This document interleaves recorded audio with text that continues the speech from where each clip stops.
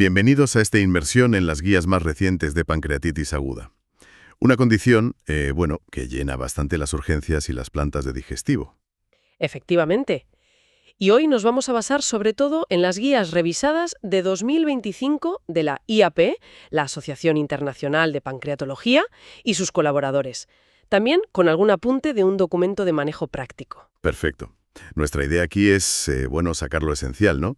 Las novedades, lo que de verdad marca la diferencia en el día a día. Sobre todo lo que está respaldado por buena evidencia, para que entendamos cómo se maneja hoy esta enfermedad. Y que no es poca cosa, ¿eh?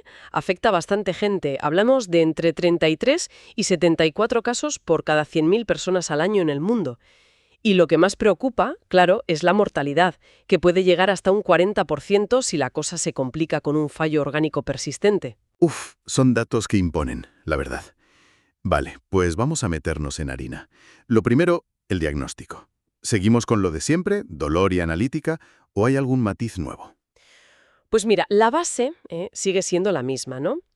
Se necesitan 2 de 3 criterios. El primero, la clínica. El dolor típico, agudo, arriba en el abdomen. El clásico. Eso es. El segundo, la bioquímica. Lipasa o amilasa en sangre, más de 3 veces por encima del límite normal. Aunque, ojo, este umbral del triple, tiene sus limitaciones. No siempre se correlaciona bien con cómo de grave está el paciente. Entiendo. ¿Y el tercero?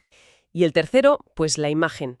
Encontrar signos de que el páncreas está inflamado o incluso con necrosis, ya sea en una ecografía o, lo más habitual, en un TAC. Es una recomendación fuerte, eso sí, aunque la calidad de la evidencia para esta combinación exacta de criterios es baja según Grade. Interesante ese detalle sobre la evidencia de los criterios combinados. Vale, una vez tenemos el diagnóstico, ¿hacia dónde vamos? ¿Qué es lo siguiente que no se nos puede pasar? Buscar la causa, sin duda. La etiología. Es fundamental hacerlo durante el ingreso. Y eso implica preguntar bien. Si ha tenido episodios antes, si sabe si tiene piedras en la vesícula, cuánto alcohol bebe, qué medicamentos toma, cómo tiene los triglicéridos, si ha habido un golpe, una CPR reciente, si hay historia en la familia. Una buena anamnesis, vamos. Exacto. Y complementarlo con análisis. Un perfil del hígado completo, calcio, triglicéridos y, por supuesto, una ecografía abdominal. Hay que ver esa vesícula y la vía biliar. Y en la práctica, ¿quién suele ser el culpable más frecuente? Pues siguen siendo los cálculos biliares, las piedras. Se llevan la palma, hasta un 42% de los casos. Y aquí hay un dato muy útil. La LT. Si está por encima de 150, es muy sugestivo de que la causa es biliar. Tiene una especificidad alta. Vale, eso ayuda a orientar. Pero, ¿y esos casos en los que miras y remiras y no encuentras nada? La famosa pancreatitis idiopática. ¿Qué dicen las guías ahí? Bueno, lo primero, calma. Y repetir la ecografía abdominal después del alta. A veces, en la fase aguda, con todo inflamado, no se ve bien la vesícula. Claro. Si aún así sigue sin causa clara, la recomendación es ir a por una ecoendoscopia, una US. Parece que la US es más fina, más sensible que la resonancia magnética, la colangio-RM, para pillar causas más escondidas, como el barro biliar, las microlitiasis o incluso signos muy tempranos de pancreatitis crónica que se nos escapan. Ah, mira. Sí, una revisión sistemática hablaba de un rendimiento diagnóstico de la EUS en torno al 64%, frente al 34% de la colangio-RM en estos casos de pancreatitis idiopática recurrente. O sea que la EUS toma la delantera para buscar esas causas ocultas. ¿Le queda algún papel entonces a la colangio-RM? Sí, claro, la colangio-RM sigue siendo mejor para ver la anatomía de los conductos, del páncreas y de la vía biliar. Es útil si sospechas alguna anomalía anatómica, como un páncreas divisum. El famoso Páncreas divisum. Eso es. Aunque si el divisum por sí solo causa pancreatitis, eso sigue siendo un debate, ¿eh? A menudo parece que es más un factor que suma junto a otras cosas. Has dicho otras cosas. ¿Te refieres a la genetiza, quizás? Exacto. En casos de pancreatitis que se repiten y siguen sin causa clara, sobre todo si le pasa a gente joven, hay que plantearse hacer pruebas genéticas. Hay estudios que dicen que hasta 2/3 de estos pacientes podrían tener alguna mutación por ahí escondida. Vaya, no es poco. No. Y aquí es interesante lo que añaden las guías sobre la perspectiva del paciente. La importancia de informar bien sobre qué significan estas pruebas, qué implicaciones tienen y respetar al final su decisión de si hacérselas o no. Totalmente de acuerdo. La información y la decisión compartida son clave. Bueno, cambiemos un poco de tercio. Algo fundamental, intentar predecir quién se va a poner peor. Tenemos ahora mejores herramientas para pillar pronto a los pacientes de alto riesgo. Sí. Hay marcadores que nos ayudan. El famoso SIRS, el síndrome de respuesta inflamatoria sistémica. Si está presente al ingresar y sobre todo si no se quita a las 48 horas, es un predictor importante de que la pancreatitis puede ser grave. El SIRS persistente. Eso es. Y su valor predictivo es aún mayor si además tienes la PCR, la proteína C reactiva, o la interleucina 6 elevadas. Esta combinación tiene una recomendación fuerte, aunque la evidencia es moderada. Pero, más allá de los análisis, clínicamente, ¿qué es lo que de verdad nos dice cómo de grave es el pronóstico, incluso vital? Pues el factor clínico más potente para predecir la mortalidad sigue siendo el fallo orgánico persistente, es decir, un fallo de órganos que duran más de 48 horas. Esto sí que tiene evidencia de alta calidad y una recomendación fuerte. O sea, la clave son esas primeras 48 horas para ver si el fallo orgánico se establece. Exacto. De hecho, las guías son muy claras en esto. Si un paciente desarrolla fallo orgánico persistente o una necrosis que se infecta y el hospital donde está no tiene mucha experiencia o recursos para manejarlo, hay que plantearse seriamente trasladarlo a un centro de alto volumen especializado en páncreas. Entendido. Y aquí llegamos a un punto caliente, ¿verdad? Uno que ha cambiado mucho: los fluidos intravenosos. Durante años era aquello de cuanto más mejor, casi ahogar al paciente en suero. ¿Sigue siendo así? ¿Qué va? En absoluto. Este es uno de los cambios más significativos, yo diría. Primero, ¿qué tipo de fluido? Se prefiere Ringer lactato. Recomendación fuerte, evidencia moderada. Pero lo crucial es la velocidad. Ajá. La recomendación ahora es una infusión moderada. Estamos hablando de unos 1,5 mililitros por kilo de peso y por hora. Se abandona totalmente la idea de la fluidoterapia agresiva. Eso de meter bolos iniciales grandes y luego seguir con tasas altas, como 3 mililitros kilo hora, eso ya no. ¿Y por qué este giro de 180 grados? ¿Qué ha pasado? ¿Se vio que no servía para nada o que incluso era malo? Pues un poco las dos cosas. Varios ensayos, y sobre todo el estudio Waterfall, que fue la puntilla, demostraron que meter líquidos a lo bestia no mejoraba las cosas importantes, como la gravedad o que el paciente se muriera. Vaya. Y lo que es peor, aumentaba mucho el riesgo de pasarle de líquidos, de sobrecarga hídrica, que no es ninguna tontería. De hecho, el Waterfall lo tuvieron que parar antes de tiempo por eso. O sea que era contraproducente. Exacto. Por eso, ahora la recomendación es clara. Bolos de líquido al principio, solo si el paciente llega claramente deshidratado o hipotenso, y luego un mantenimiento moderado. A veces, menos es más.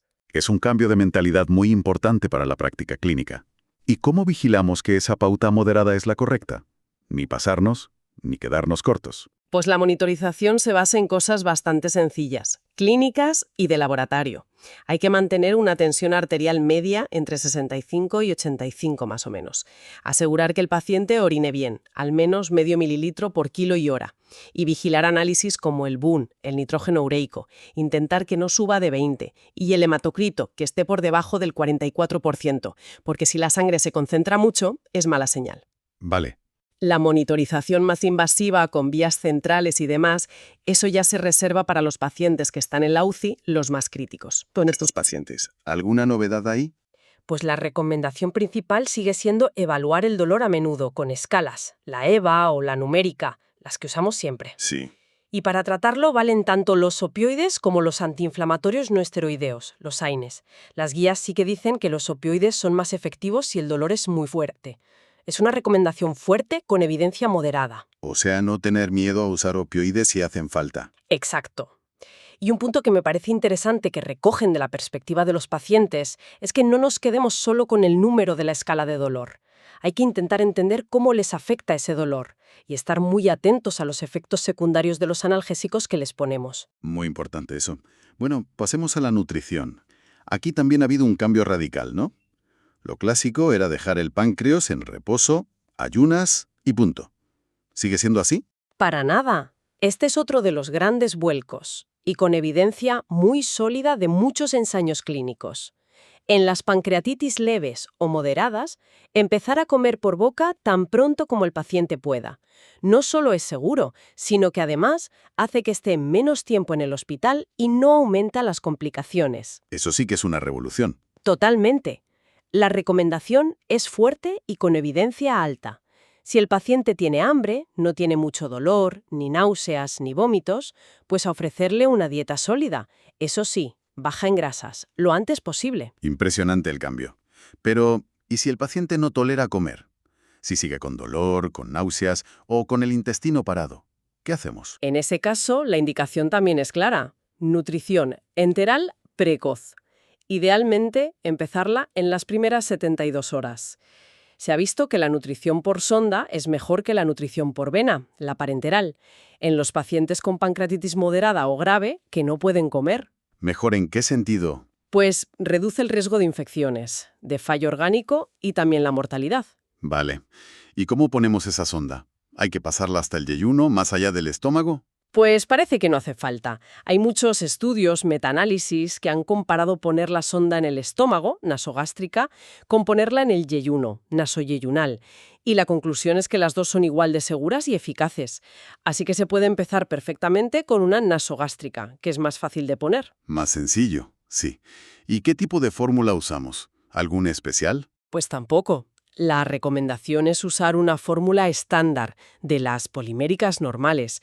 No hay pruebas de que haga falta usar de forma rutinaria esas fórmulas elementales o semielementales, que además son bastante más caras.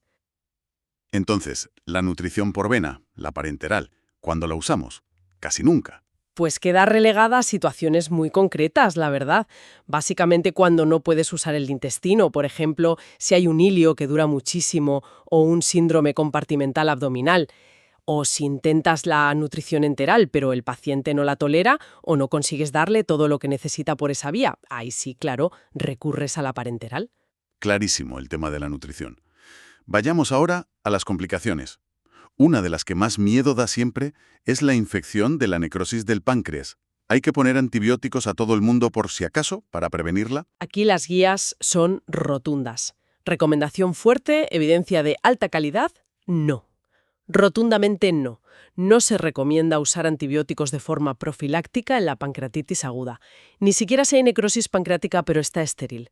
No sirven para prevenir la infección. Ni antibióticos, ni probióticos, ni nada de eso, no. Nada. Ni probióticos, ni tampoco la descontaminación selectiva del intestino. Se ha demostrado que no son útiles y que incluso podrían ser perjudiciales. Así que nada de profilaxis antibiótica. Entonces, ¿cuándo sí tenemos que usar antibióticos en una pancreatitis? Pues solo hay dos escenarios claros. El primero, si hay una infección confirmada en otro sitio, una colangitis, una neumonía, una infección de orina. Ahí sí, claro, tratas esa infección. Lógico. Y la segunda indicación es si tienes una sospecha muy fuerte, clínica o por imagen, de que la necrosis pancreática, si la hay, se ha infectado. ¿Y qué es esa sospecha fuerte? ¿Sirve que suban los leucocitos o la PCR otra vez? No, no basta solo con eso. Los marcadores de inflamación pueden estar altos por la propia pancreatitis.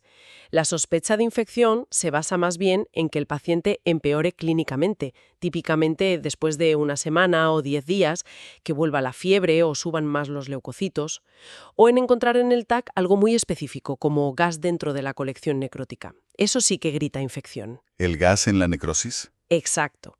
O también, claro, si tienes cultivos positivos de sangre, de orina, de bilis o del líquido de un drenaje si lo lleva. Hay que ser muy juiciosos porque se usan demasiados antibióticos en esta enfermedad y eso es un problema. Queda claro. Antibióticos solo con infección demostrada o sospecha fundada, no a ciegas. Hablemos entonces de la necrosis en sí. ¿Cuándo aparece? ¿Cuál es el plan general? Pues el enfoque que se recomienda de entrada, da igual si la necrosis es estéril o si sospechas que está infectada, es el manejo conservador, lo que llaman los ingleses conservative first. Conservador primero. Eso es. Significa darle al paciente un buen soporte general, líquidos, nutrición, controlar el dolor y si hay sospecha de infección, entonces sí añadir antibióticos de amplio espectro que lleguen bien al tejido necrótico. ¿Y cómo sabemos seguro si está infectada? ¿Se sigue recomendando pincharla para sacar muestra? Pues aquí también hay un cambio relevante. Las guías actuales no recomiendan hacer de rutina una punción con aguja fina, una PAZ, de la necrosis para intentar confirmar la infección con un cultivo. Ah, ¿no? ¿Por qué? Porque se ha visto que tiene bastantes falsos negativos, o sea que está infectada pero el cultivo sale negativo, y también falsos positivos por contaminación. Y además está el riesgo, aunque sea teórico, de que al pinchar metas tú la infección en una necrosis que estaba limpia. Claro. Así que la PA-OFF se deja para casos muy seleccionados. Cuando tienes una duda diagnóstica muy grande y saber si está infectado o no, te cambia radicalmente el tratamiento, pero no de rutina. Vale. Manejo conservador de entrada. ¿Cuándo llega el momento de hacer algo más? De intervenir, de drenar o quitar esa necrosis. Pues la indicación para intervenir, ya sea drenaje o quitar la necrosis, necrosectomía, es que haya una necrosis infectada, sospechada o confirmada, que esté haciendo que el paciente empeore clínicamente a pesar de que le estás dando los antibióticos adecuados. O sea, infección con repercusión clínica. Exacto. Y la otra indicación, aunque es menos común, sería una necrosis que es estéril, sin infección, pero que a la larga sigue dando mucha guerra. Dolor que no se controla, que obstruye el estómago o el duodeno, que impide comer. Vale. ¿Y cuando intervenimos, hay un momento ideal? Cuanto antes mejor para quitar el foco. Pues justo al revés. Si la situación clínica del paciente lo permite, es crucial retrasar la intervención. Esperar a que pasen al menos unas 4 semanas desde que empezó la pancreatitis. 4 semanas. ¿Por qué tanto tiempo? Porque en ese tiempo la necrosis madura. Se delimita bien, forma como una pared alrededor, es lo que llamamos Wall of Necrosis o WON, y a menudo el contenido se vuelve más líquido. Esperar esas 4 semanas hace que los procedimientos, sobre todo los mínimamente invasivos, sean mucho más fáciles y seguros. Se asocia a mejores resultados, menos complicaciones y menos mortalidad. Interesante.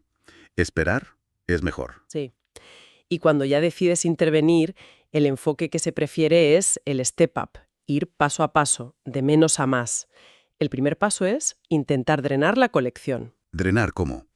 Pues puede ser percutáneo, pinchando a través de la piel guiado por imagen, o endoscópico, entrando con el endoscopio y drenando a través de la pared del estómago o del duodeno. Solo si con el drenaje no basta para controlar la infección y que el paciente mejore, te planteas el siguiente escalón: la necrosectomía, que ya es quitar el tejido muerto. ¿Y cómo elegimos entre drenaje percutáneo o endoscópico? Depende sobre todo de dónde esté la necrosis y de la experiencia que tenga el hospital.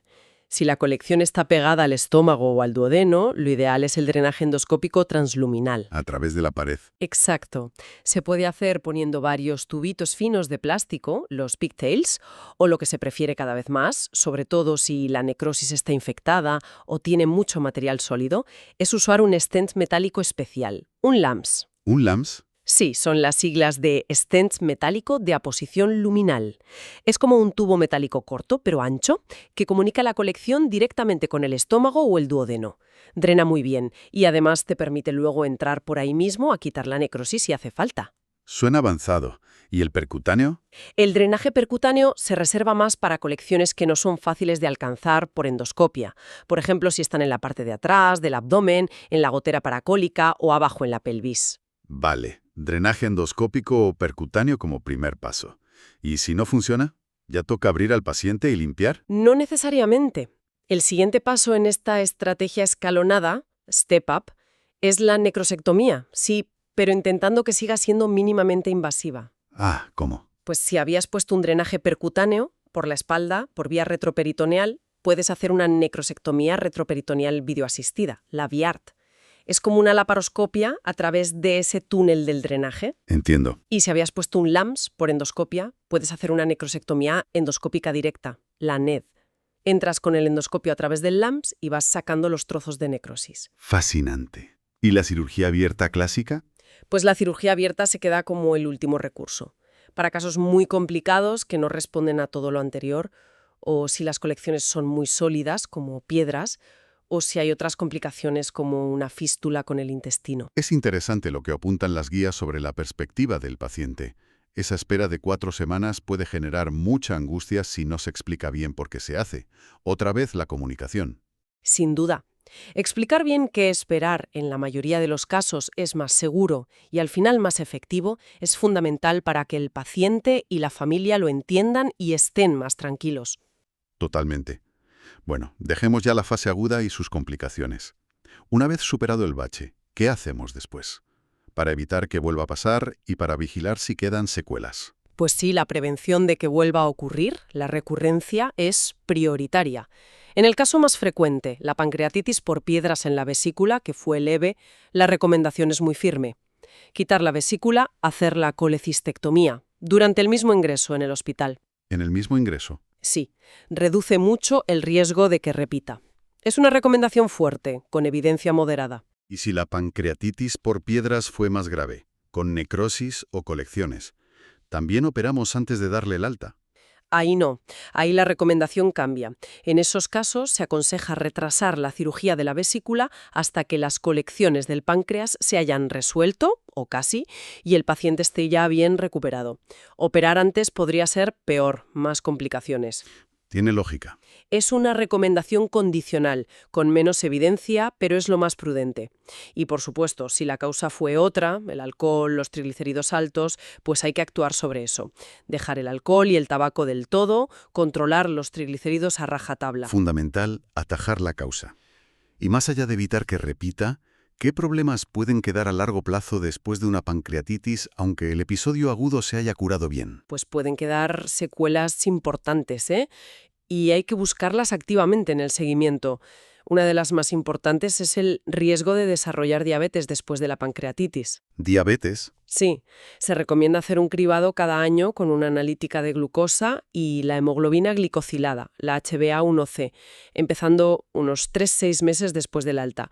Y el riesgo no es ninguna broma, puede afectar a un 23-39% de los pacientes, sobre todo si tuvieron una pancreatitis grave con necrosis. Es un porcentaje altísimo.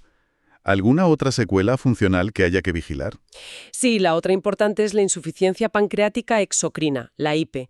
Es decir, que el páncreas no sea capaz de producir suficientes enzimas para digerir bien la comida. ¿Y cómo se nota eso? Pues hay que sospecharla si el paciente cuenta que tiene diarrea con grasa, esteatorrea, si pierde peso sin querer o tiene signos de mala nutrición, sobre todo si tuvo una necrosis muy extensa. ¿Y si se confirma? Si se confirma, por ejemplo, con un análisis de elastasa en las heces, que sale bajo, menos de 100, el tratamiento es darle enzimas pancreáticas con las comidas, la terapia de reemplazo enzimático, la PERT. Todo esto suena a que la vida después de una pancreatitis puede complicarse. Efectivamente, la calidad de vida puede quedar tocada, sobre todo después de episodios graves. Por eso es tan importante el seguimiento a largo plazo, no solo para evitar que repita, sino para buscar y tratar activamente estas complicaciones, la diabetes, la IP, y darle al paciente el apoyo que necesite. No es una enfermedad que siempre se acabe cuando te dan el alta del hospital. Si tuviéramos que hacer una foto fija del manejo actual de la pancreatitis aguda con estas guías de 2025, ¿cuáles serían los titulares? ¿Cómo lo resumirías? Pues yo diría que vamos hacia un manejo más fisiológico, si quieres, y menos agresivo, porque sí, fluidos con moderación y con Ringer lactato. Nutrición pronto, por boca si se puede o por sonda si no. Antibióticos con mucho cuidado, nunca para prevenir. Y para la necrosis, que es lo más grave, esa estrategia paso a paso, el step up. Esperar si se puede, empezar con drenajes mínimamente invasivos y dejar la cirugía mayor para el final o evitarla si es posible. Tiene todo el sentido, y subrayan mucho esa idea de ver la pancreatitis no como un incendio que apagas y ya está, sino como algo que puede dejar rescoldos a largo plazo. Exactamente. El seguimiento después del alta para pillar la diabetes, la hiperselia y asegurarte de que controlas la causa y los hábitos es tan importante como lo que hiciste en la fase aguda para la salud futura de esa persona. Y para terminar, una reflexión que sacan las propias guías y que me parece muy interesante. Reconocen que, a pesar de todo lo que hemos avanzado en el manejo de soporte, en tratar las complicaciones, seguimos sin tener un tratamiento específico que ataque la propia inflamación del páncreas desde el principio. Es verdad. Es la gran asignatura pendiente. Y nos deja con la pregunta clave para el futuro, ¿no? Con todo lo que estamos aprendiendo de por qué se inflama el páncreas, la señalización del calcio, la autofagia, cómo responde el sistema inmune, estamos ya cerca de encontrar fármacos que puedan de verdad frenar esa cascada inflamatoria inicial. Algo que cambie el curso de la enfermedad de forma específica, más allá de sujetar al paciente mientras pasa la tormenta. Ese es el gran reto, el horizonte de la investigación ahora mismo. Una pregunta fundamental, desde luego, para el futuro de estos pacientes. Y con ella cerramos este análisis en profundidad de las guías de pancreatitis aguda 2025. Esperamos que les haya resultado tan revelador como a nosotros.